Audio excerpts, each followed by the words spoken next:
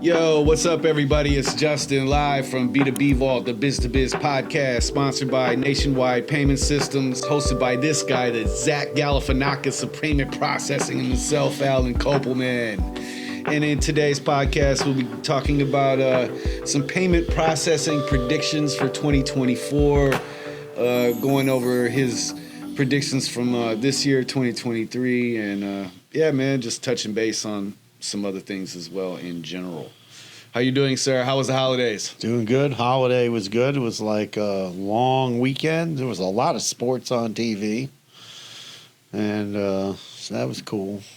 Lots of sports. Yeah, football. The Dolphins won. The Heat won. Sorry about that, but Can't win them all. I know.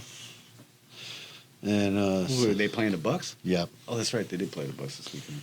I played the Bucks. It was What was that? Christmas Eve? Yeah, last night, Christmas Day night. Oh, Christmas night. That was last night? Yeah, last night they played the Bucks. I watched all three the first three Bourne movies with me and my wife. We sat and just watched Bourne movies yesterday. You know, it's so funny. One of my friends, he's like, "Oh, it's not Christmas Eve until the guy Hans whatever goes flying off of the top of I agree 1,000%. Nakatomi Towers or whatever." If you don't watch Die Hard on Christmas Eve, what are you doing? Yeah, Christmas as Bruce Willis. That was crazy. I love that movie. That was an insane movie. It's a great movie. Yippee-ki-yay! Exactly. Yeah, the Twinkies. Yeah, he did what, 2 or 3 of those. Every one of them was on Christmas. 2 or 3? There's Die like Hard. 7 Die Hards now. Really?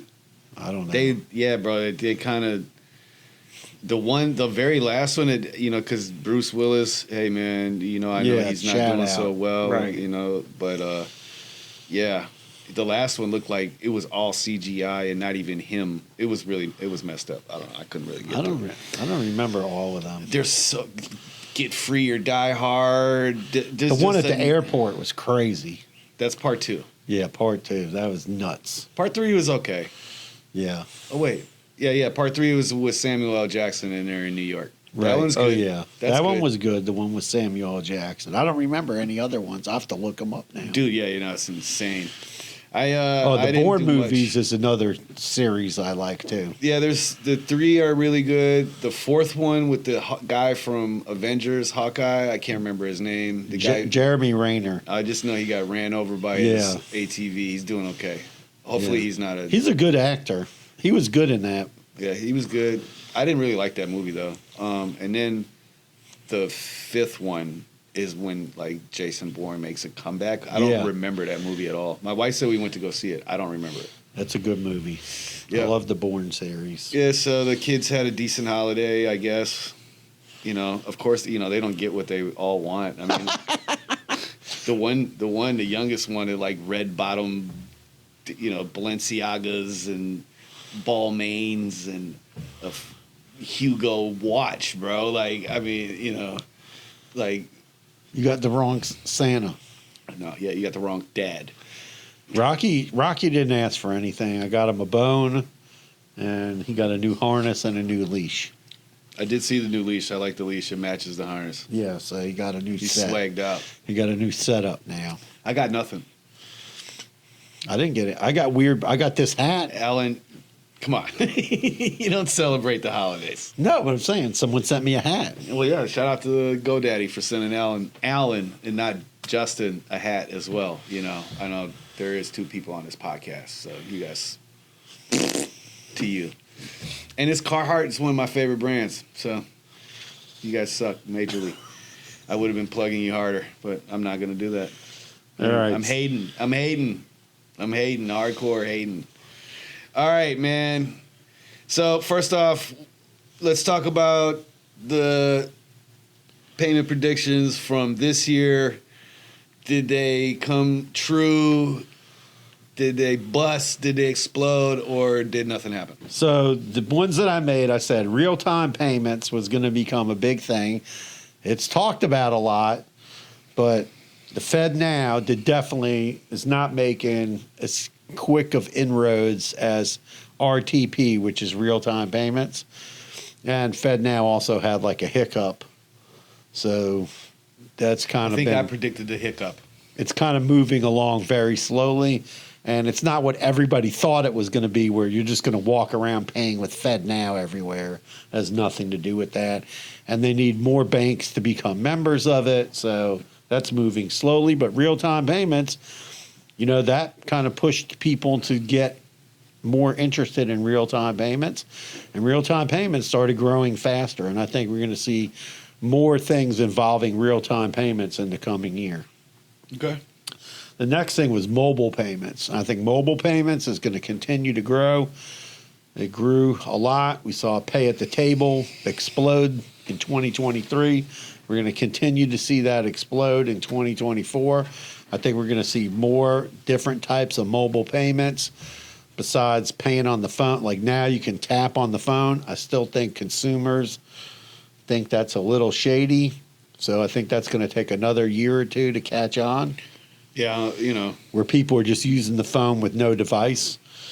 I think that's going to take time, but I think for the consumer to adapt to, is your the consumer to say, okay, that's acceptable, and not think it's scammy. I think there's a usage case for that.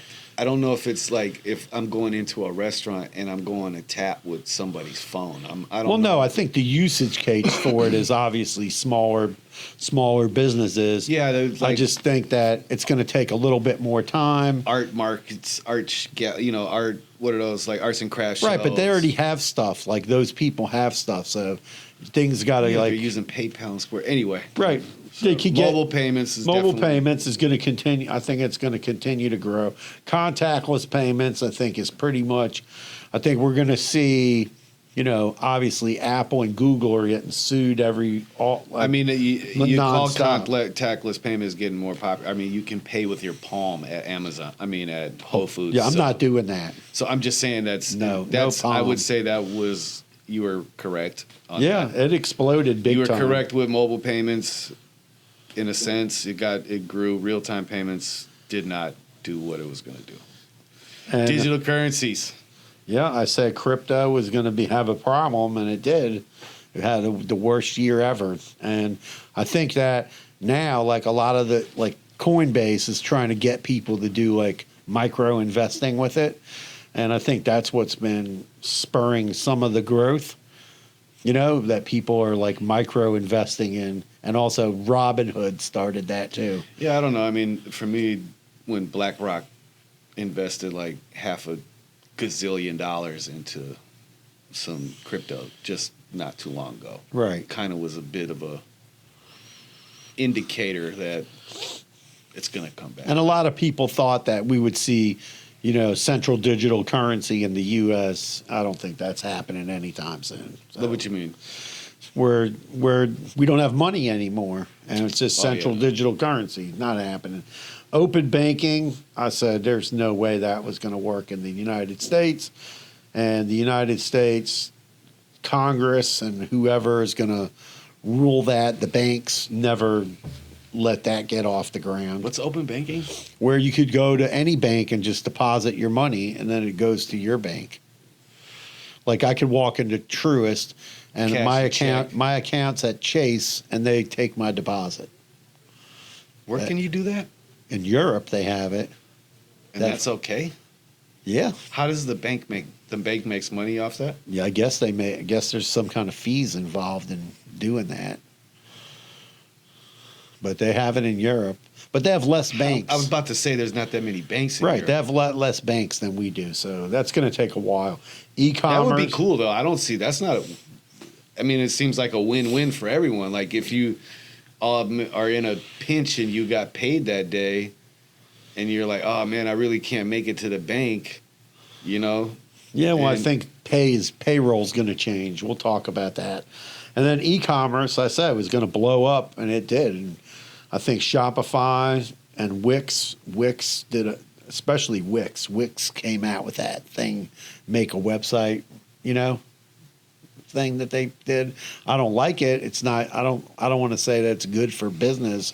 I think people need to be careful with these platforms and make sure that whatever you're selling, that they can support it before you start making the website. Yeah, there's a lot of people that are investing into building out projects on these platforms and then quickly realizing that they can't sell their products there. Right. And that sucks. And that's happening a lot. So that's especially like with whoever's selling, like things. Shopify's for sale, right? No, not yet. And Shopify is not for sale. No, Stripe's for sale. Stripe is for sale. But in Stripe, yeah, they started. Stripe started really and they work with Wix too, but they really started cracking down on merchant types. Right. So because they started cracking down on merchant types, all of a sudden, you can't process for CBD, hemp, et cetera, this thing, that thing. So whatever. yeah, man, I think e-commerce definitely. I mean, I've been building websites for over a decade, so e-commerce has kind of always been going like this. Any business, it's 2024. If you're not figuring out, you don't even need a website today to sell online. You can get tools where you can just sell one. You could put one product on your website, and sell that. Website. No, you need a website. If you're selling something, if it's a physical product, a downloadable product, et cetera, whatever it is you're selling, a service, you need a website. Yes, you need a website. And the other thing that started exploding in 2023, which I think is going to continue in 2024, is digital products. But one thing that the banks are starting to get very sour on, and especially Stripe too, is on all this fulfillment house stuff coming out of China and Indonesia, and it takes 6 to 8 weeks to ship all this stuff to the U.S. The credit card processors are starting not to like those clients anymore. I mean, buy local, man. Yeah, exactly. But I'm saying like that. If that you is, can. That is a business. So let's get into 2024. So 2024 predictions. I'm gonna start. I just have one. I think that crypto is going to make a huge comeback. That's all I got. Okay. I think for crypto, we'll have to see what Bitcoin 2024 looks like, and that the convention, and that will be the big telltale sign. If how many companies show up. So here's some predictions. Payroll. So this is tied to my next. This is a thing where I think being able to offer your workers daily pay or earned pay so that they can get it in their bank account faster is going to become a thing. Whether it's going to blow up in 2024, but I think in 2024 with real-time payments and FedNow, it's going to spur companies to create products so that especially like restaurants, bars, don't have to go running to the bank every day to go get tip money, to give the waiters cash, and that type of industry. And I think it's going to spur into other industries that want to, like, if the waiters are getting paid their money, the cooks might want, hey, on Wednesday, I want to get part of my paycheck and not wait 2 weeks to get paid. I think we're just going to see payroll is going to have to speed up. I'm always a proponent of weekly payroll. A lot of businesses do bi-weekly, and I think with the economy the way it is, that's a way to adjust and get your workers paid. Work at home or work in the office. This seems to be a huge discussion going on. Like on LinkedIn, it's blowing up over the weekend. Work at home or work. What are they saying? People are like, I mean, you see all these companies, Facebook, Google, tons of companies fired tons of people. That so many people working at home, they didn't know what they were doing. And now they're bringing them back to the office. Right, so they're telling them to come back to the office. But we know why they're bringing them back to the office. Why? Well, I mean, they're paying huge. They had to pay their rent and their leases. Right. And they're empty. Right. So they got all these. These companies end up buying the building and making money from it from people. So not having nobody in these offices is causing a real bad situations for the real estate market right now. Definitely. There's a lot of empty office space, around, especially around here where we are. We're in a business district. New York's going through it. Yeah. California's going through it. All the major cities who have like the big, hubs and the corporate offices and the Google headquarters and all that other stuff, they're really going through it right now. And a lot of companies are having people like do hybrid. So you're going to be in the office 2 days this week and 3 days at home, and the next week 3 days in the office. I think that's kind of a ruse to get people back in the office eventually. I mean, would I be opposed to working home once a week? I would love it, just to not have to deal with traffic. But yeah, I mean, other than that, I don't know. I mean, if the gas prices get higher, we'll have to talk about that. I don't know, man. I mean, it's weird. People I guess for like creatives in general, we don't really give a shit, right? Like, it's like unless they're not self-starters, right? Or they need to be governed. But sometimes if you're working on projects together, that makes it harder. Well, working on projects together, if you don't have a procedure in place, yes, it's going to be a nightmare. Yeah, so if you're going to have people working at home, you got to figure out how you're going to do that, control it, monitor it, et cetera, et cetera. Right. Here, this one kills me, restaurants, right? It's like I started in the restaurant industry, so I spent almost 20 years in the restaurant industry. I love restaurants. We talk a lot about restaurants, but we don't deal with a lot of restaurants. We deal with some. We deal with more nightclub type places because there's like less point of sale available that's geared specifically towards bars.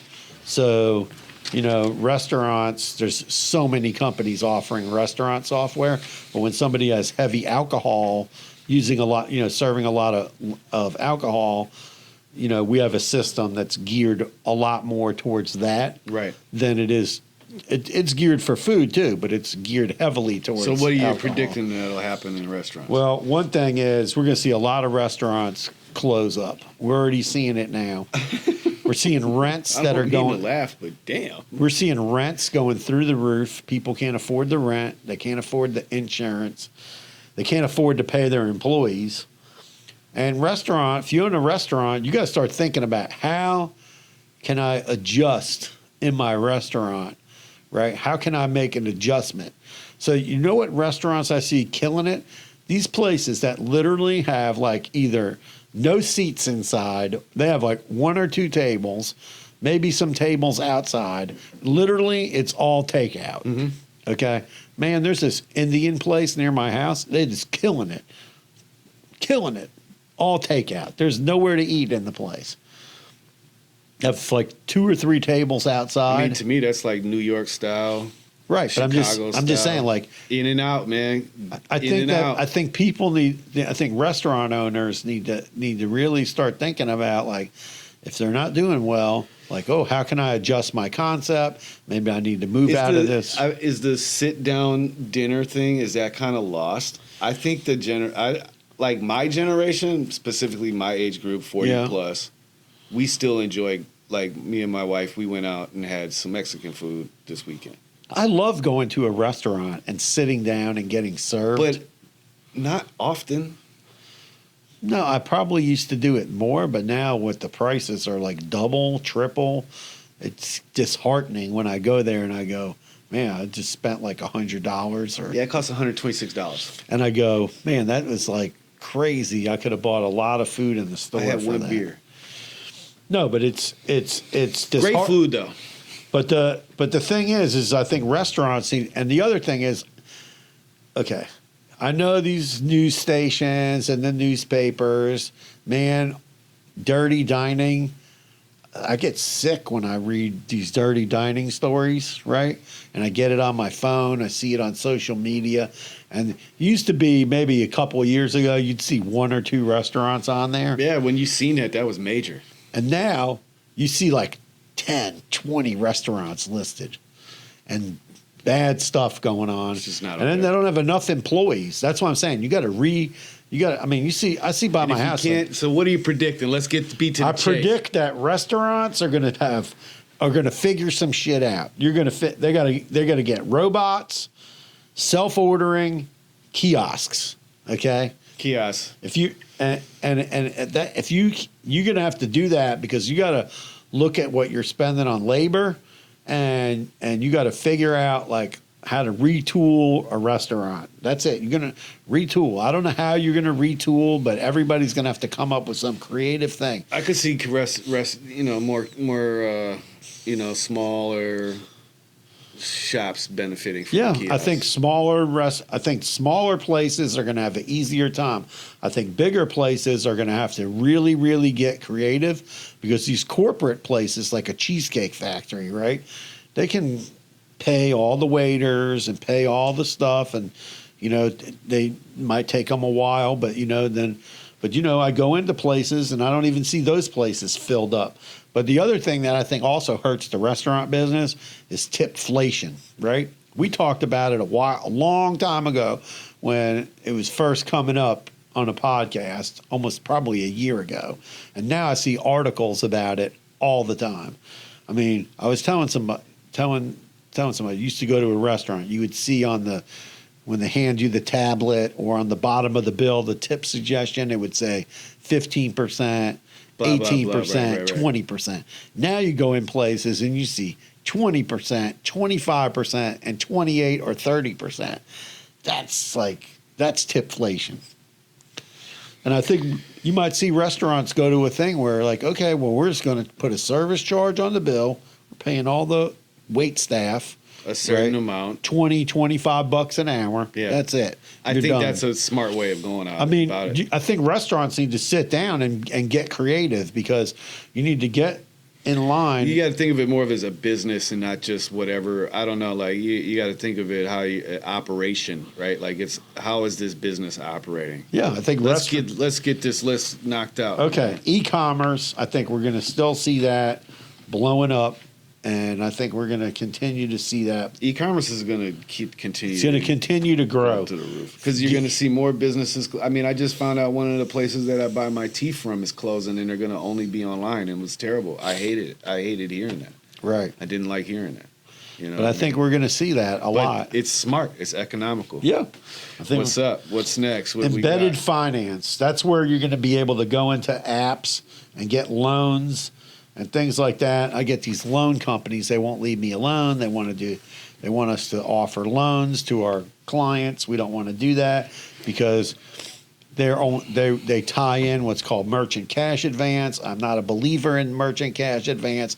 If you are a merchant, you have a business, do not get a merchant cash advance. Get money on your credit card. Take a home equity loan. Go to Cabbage. Go to OnDeck. Don't get a merchant cash advance. Cannabis. Is the government going to wake up and do something and collect tax on cannabis, let cannabis businesses pay with credit card? I think we're going to have to get rid of all these old farts in Congress. Okay? I agree. And in order for that to happen. So think about that when you go to the voting booth. Government regulation on payment companies. I mean, all we hear. I mean, they cracked heads on Zelle and Venmo and all that, and I think we're gonna, and they're being wishy-washy with the IRS stuff.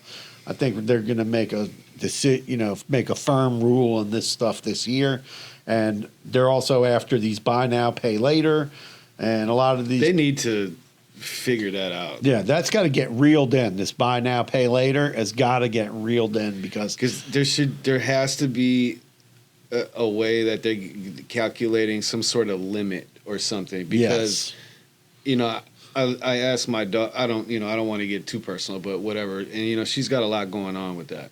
And people are finding themselves in trouble with it, and that's a problem. And these companies are losing money, which I don't get it.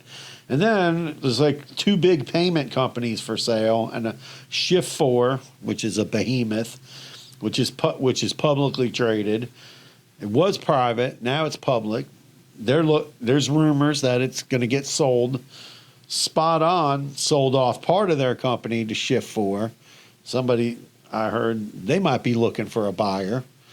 And then Stripe is for sale. The Stripe thing is really weird to me. I just don't know. I don't know. It's just I don't understand. Well, they built the business up, and now they want to exit. The other Why though? It's probably they're probably running into trouble with regulatory issues, compliance issues, and things like that. Or they just don't want to pay those. I don't know. I don't know what the deal is. Yeah. It's obviously something's going on there. Chargebacks. We're going to keep. What's chargeback for those who don't know? Chargebacks when somebody disputes that they were in the business. Oh, I didn't go to that bar. I didn't go to that restaurant. When they know they did. Or I didn't order that from that Man, website. you got them 5 lap dances, man. You was there. You got 10 beers. It wasn't one. And them 10 shots of, what's the Azul tequila, man. You was there, bro. Stop fronting. And the other thing that's just talked about nonstop is cybersecurity. Nobody has developed a cybersecurity product for small businesses, and until you do, small businesses are not going to adapt these cybersecurity products. The next thing is my last one, which I didn't put on the paper. There's a company called Early Warning, which is who made Zelle, has a product called Paze, P-A-Z-E. They were supposed to launch in 2023. It didn't happen. They're supposed to launch it in 2024, and that's going to help e-commerce businesses big time. We're already getting ready to sign up with them so we can start offering that to our clients.